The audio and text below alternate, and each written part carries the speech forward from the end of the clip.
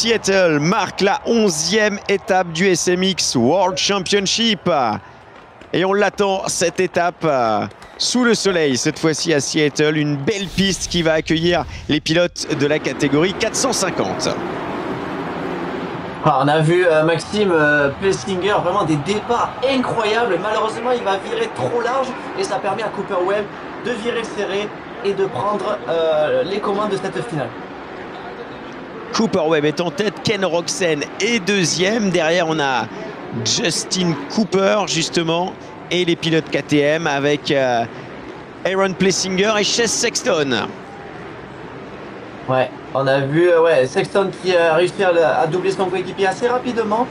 Il est parti un peu plus loin que ses adversaires principaux, surtout Cooper Webb, et il a réussi à remonter fort. Dylan Ferrandis était bien parti, s'est fait doubler ici par Chase Sexton, mais Dylan Ferrandis va terminer la finale en 5e position. Ken Roczen, Maxime, incroyable en ce début de manche, d'une intensité comme on a l'habitude, mais on ne s'y attendait pas du tout puisque Ken Roczen roule un peu diminué avec une blessure à l'épaule, mais vraiment incroyable ce début de manche, mais physiquement, pour la longueur des 20 minutes plus un tour, ça a été compliqué. Ouais, ça s'est passé, repassé. Roczen qui avait donc pris la première position en début de course.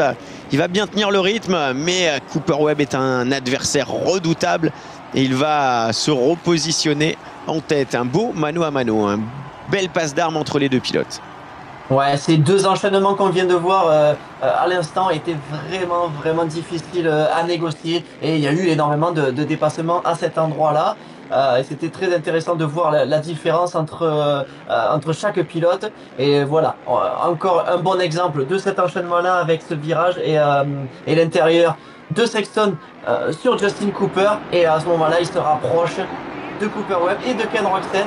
Oui. Et là, c'est vraiment aussi l'une des images de cette finale où Sexton arrive à doubler Webb dans le premier enchaînement. Et ensuite, en faisant jump on, jump off, triple sur table, il arrive à doubler Roczen. Donc passer en tête comme ça de la finale en deux lignes droites, c'était incroyable. Ouais, c'était une vraie démonstration de Chase Sexton qui avait pris la tête.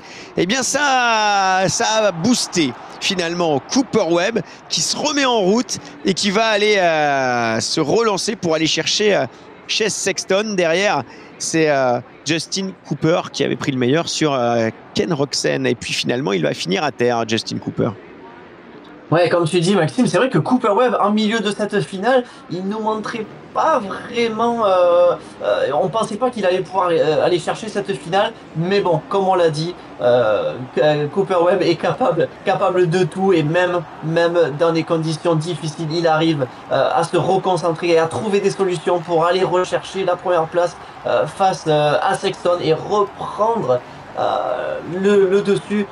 Et là, vraiment, c'est les deux pilotes à la première place du championnat et pour aller chercher cette finale. Et voilà, le meilleur a gagné, Cooper Webb, face à Sexton. Et il a sécurisé cette première place dans le dernier virage en choisissant l'intérieur.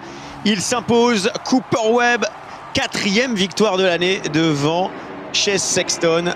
2e position, il va accroître son avance au championnat. Cooper Webb, excellent ce soir. Et forcément, Chase Sexton dans la déception.